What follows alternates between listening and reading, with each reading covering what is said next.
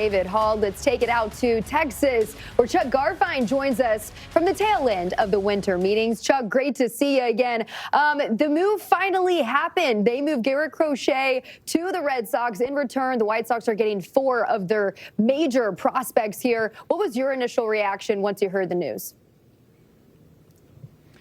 Initial reaction was shocked because the winter meetings was about to end, and you're thinking, okay, the White Sox aren't going to make a trade for Crochet while we're here, and then bam, out of nowhere, just as the Rule 5 draft was about to begin, which usually symbolizes the end of the winter meetings, the trade happens. And, these are prospects. And 8 years ago, almost to the day, the White Sox traded Chris Sale at the winter meetings, and I go back to that trade that brought back Yoel Moncada, Michael Kopech, Luis Basabe, and you were thinking at the time, okay, this will be the start of something big.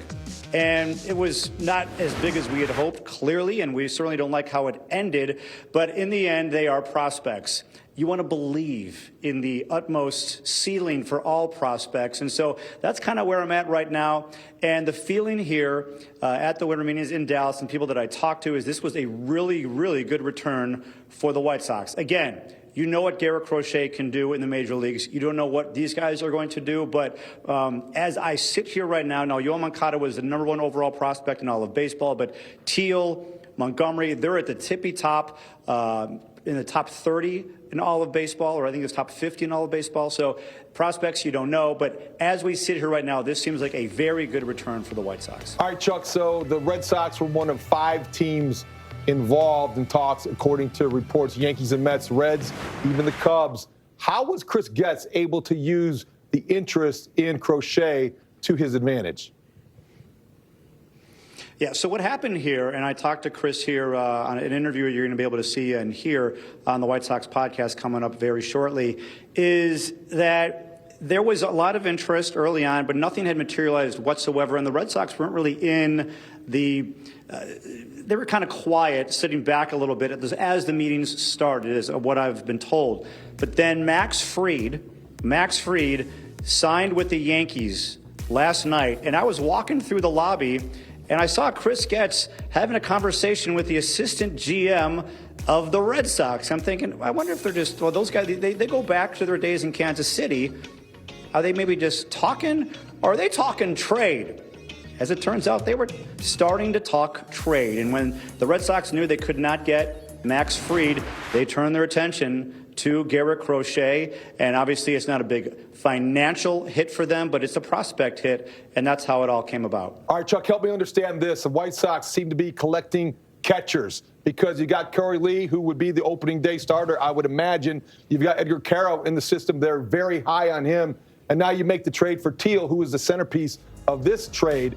What are they doing there? Because you can collect shortstops and move them around because of their athletic ability. What do you do if you have so many catchers that are ready now? Considering the White Sox history in catchers, I cannot believe I'm about to say this. The White Sox have a lot of depth at the catcher position. You're absolutely right. I asked Chris about that because you have Edgar Caro, who's a top 100 overall prospect. He's on the come. He could be in the major leagues this season. And one thing that Chris was talking about was, okay, Teal might just end up being a catcher, but they like his athleticism. He has played some outfield. So if it turns out that you have Edgar Caro and Kyle Teal both reaching, I don't say reaching their potential, but certainly playing good enough to play in the major leagues, there is some versatility there with Teal where he could play other positions. That would be a great problem to have. And once again, these are prospects. You want to believe that all of them are going to come to the major leagues and succeed. It doesn't happen.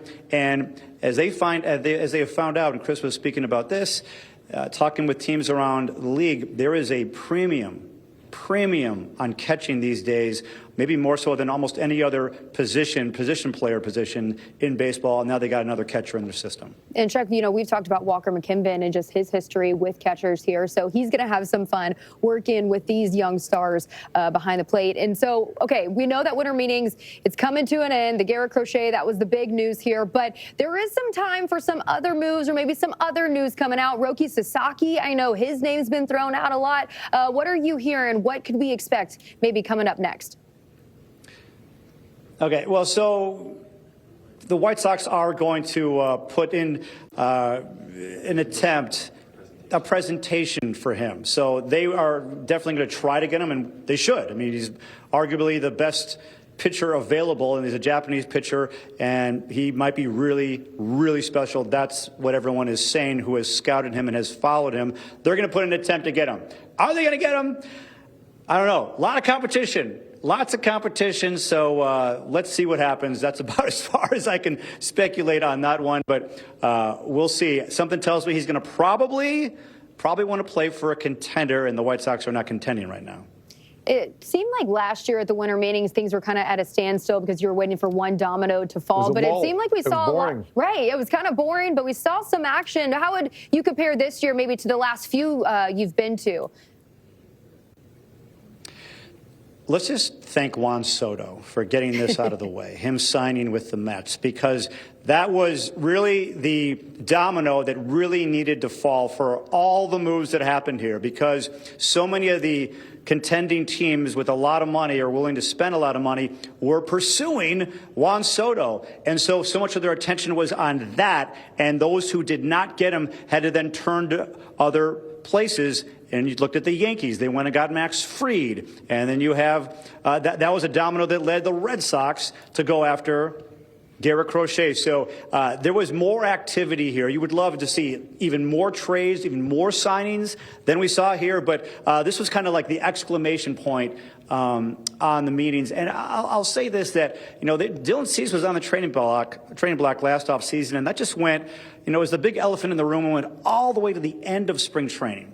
And I think that affected the White Sox negatively because they weren't sure if he was going to be here, would he not be here, and if not knowing if he'd be here or not, that affects your other moves that you're going to make. Well, now they know Garrett Crochet is not a part of their plans, and they can now make a lot of moves and decisions knowing who they've got in return, and that could help other moves down the road. And it's crazy to me that Dylan Cease is back on the trading block for the San Diego Padres, but that's a story for another day. Chuck, what you got coming up on the podcast?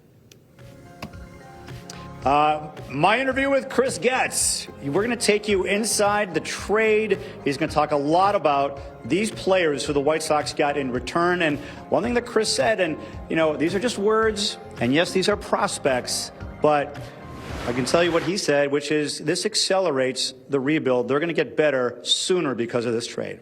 Great White stuff, Sox. Chuck. Yeah, they're happy to hear that. We appreciate you taking the time, Chuck. Get some rest. I know you've been busy out there all week. I'm going to bed.